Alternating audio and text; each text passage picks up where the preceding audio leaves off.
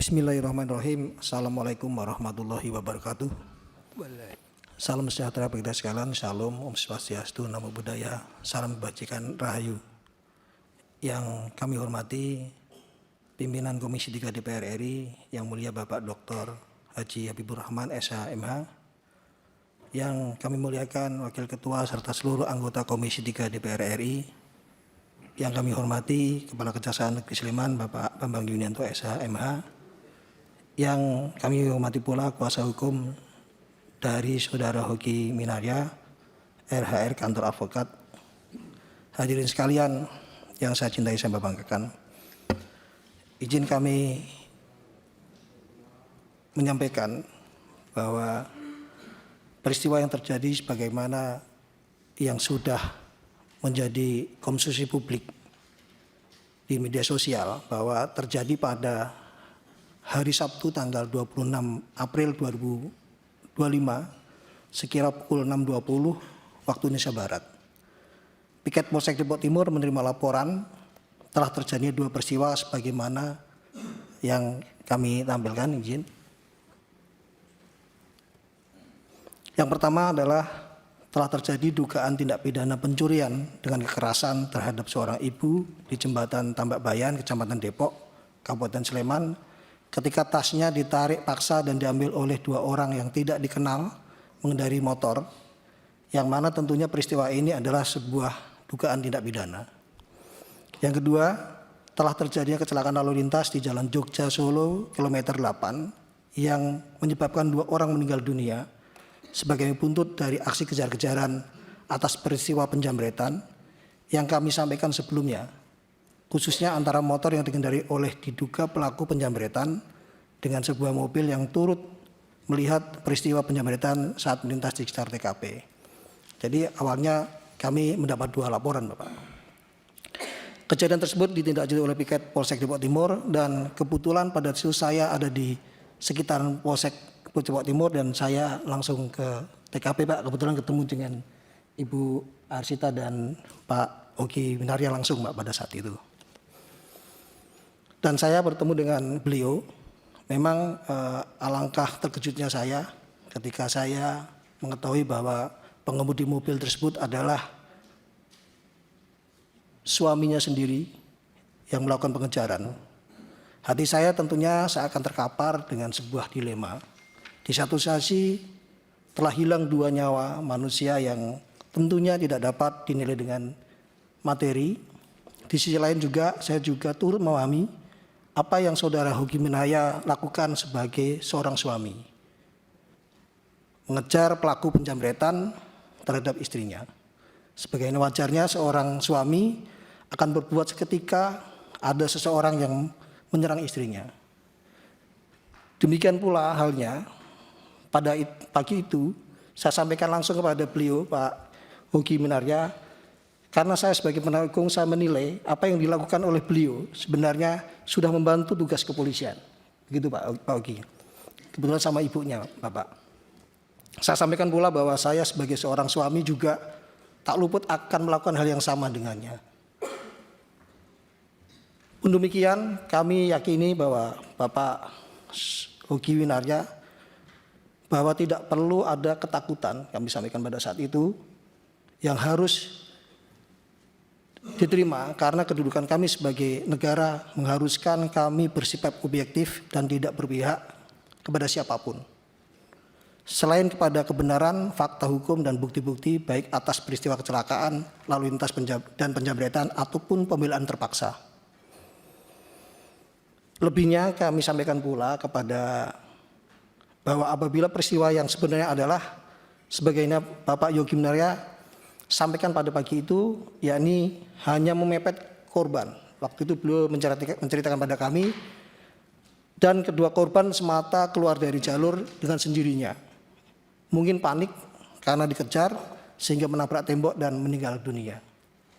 Tentu hal demikian bukanlah sebuah kelalaian atau sengajaan, karena ada timbul suatu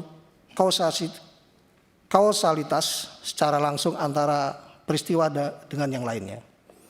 Sehingga sefitrahnya ketika tidak ada kasualitas, antara peristiwa satu dengan yang lainnya tentu yang demikian bukanlah sebuah pidana.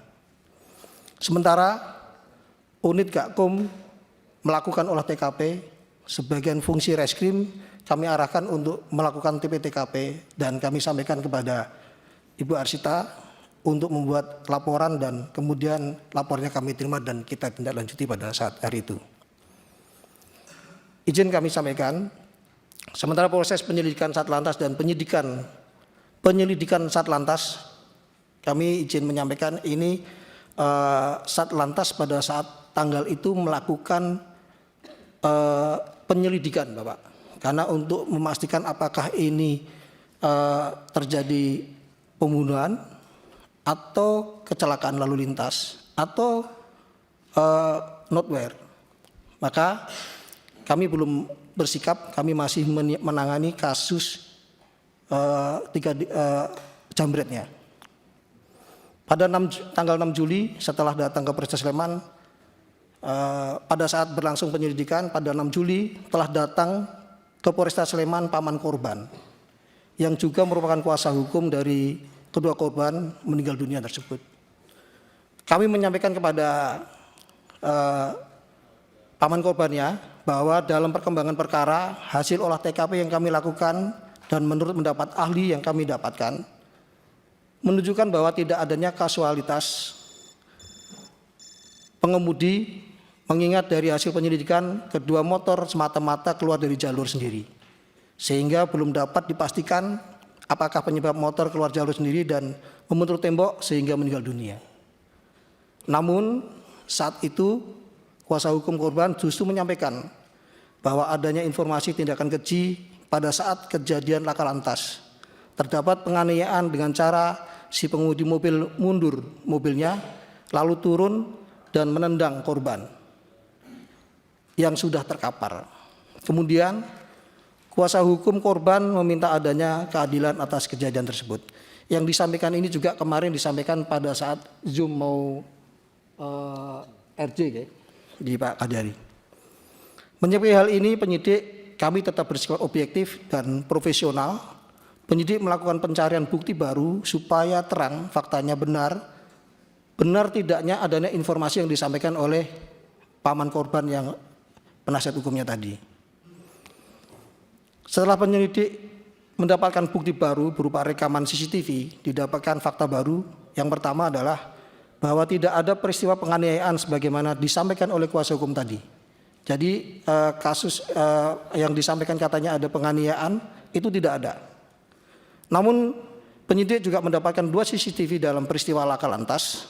Terlihat dari 2 rekaman CCTV bahwa dari sudut depan terjadi kecelakaan, terlihat bahwa motor tidak berada di luar jalur, melainkan sudah berada di jalurnya. Namun terjadi pemepetan hingga tersinggol keluar jalur dan akhirnya ditabrak dari belakang sehingga terbang dan terpental dari motornya.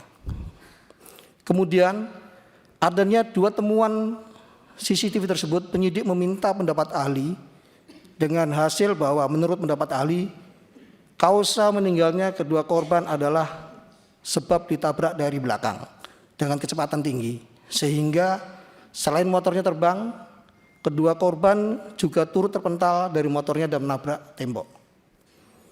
Demikian halnya merupakan sebuah hubungan kasualitas yang menyebabkan fatalitas sebagaimana dimaksud dalam rumusan delik pidana Undang-Undang Lalu Lintas Angkutan Jalan, yakni antara benturan dari belakang sebuah mobil yang dikendari secara tidak wajar dengan motor korban yang berada di dalam jalurnya.